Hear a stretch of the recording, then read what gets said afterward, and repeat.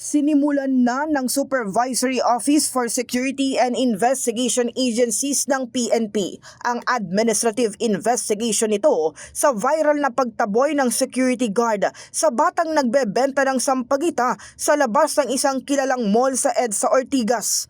Makikita sa viral video ang pagsira ng gwardya sa sampagita nang itinataboy ang batang vendor na nakasuot ng school uniform.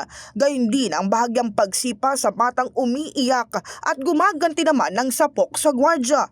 Inaalam na rin ng SOSYA ang pananagutan ng gwardya at maging ng security agency nito. Makakaasa rin anya ang publiko ng mabilisang aksyon sa insidente at pinaalalahanan ang mga private security professionals na isabuhay ang kanilang ethical standards. Ang PNP SOSYA ang nangangasiwa sa pagbibigay ng lisensya sa mga security agencies.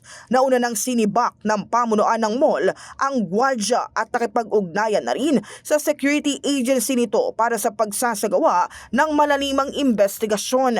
Ikinalungkot din ng pamunuan ng mall ang pangyayari. Binatikos naman ng ilang netizens ang aksyon ng gwardya. Ayon sa kanila, maaaring maituring na child abuse ang naturang insidente. In the heart of changing lives, ito si Brigada Kath Austria ng 105.1 Brigada News sa Manila, the Music News Authority.